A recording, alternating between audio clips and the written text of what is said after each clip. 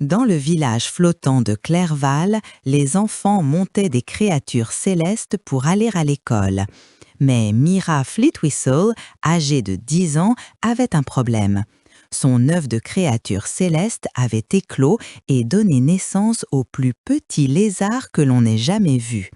Il éternua des étincelles de foudre et se présenta. « Salut, je suis Zibo !» Clerval était en pleine effervescence. Les grandes épreuves célestes, une course à travers des tunnels de tempête et des anneaux d'arc-en-ciel n'étaient qu'à une semaine. Les enfants se vantaient de leurs faucons géants, de leurs chats de tonnerre et de leurs loups des nuages. Myra restait silencieuse. Zibo trébucha sur sa propre queue et s'écrasa dans un panier de fruits. Il en sortit en disant « Je suis aérodynamique !» Myra essaya d'aider Zibo à apprendre à voler. Il battit si vite de ses minuscules ailes qu'il tourna comme un mixeur. « Tu peux le faire !» cria Myra. « Je regrette tout !» hurla Zibo en retour. Il s'éleva pendant une seconde glorieuse, puis s'écrasa contre une corde à linge flottante.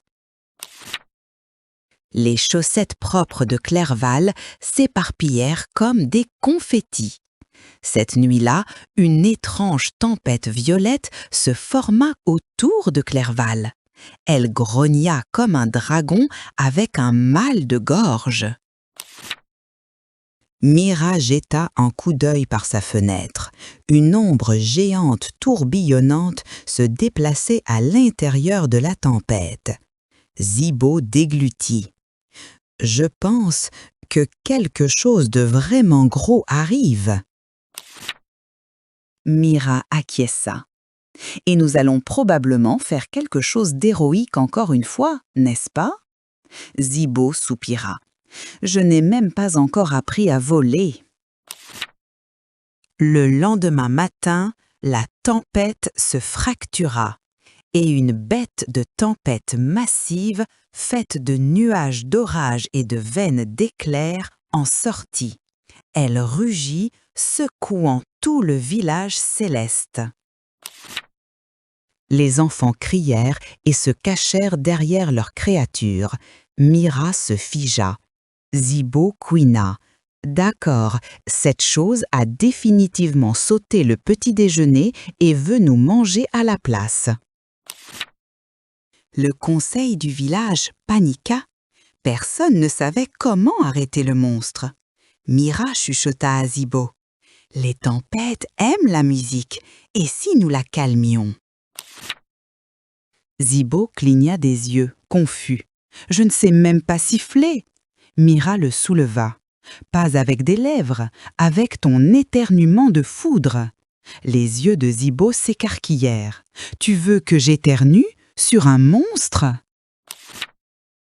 Zibo flotta en avant sur une minuscule rafale de vent. Myra suivit derrière, encourageant doucement. La bête de tempête grogna. Zibo trembla. « Je suis trop petit pour ça. » Myra chuchota. « Être petit signifie que tu peux t'approcher sans l'effrayer. » Zibo se gonfla courageusement. « D'accord, pour Myra. » Il prit une profonde inspiration et éternua. Des éclairs jaillirent en spirale dans un rythme doux et musical. La foudre scintillante dansa comme des étincelles de berceuse. La bête de tempête pencha son énorme tête. Pour la première fois, elle ne rugit pas, elle fredonna. Les nuages violets autour d'elle s'adoucirent et coulèrent comme des guimauves fondues. Le dernier éternuement de Zibo libéra une minuscule bulle d'arc-en-ciel. La bête de tempête la toucha avec son nez et soupira joyeusement.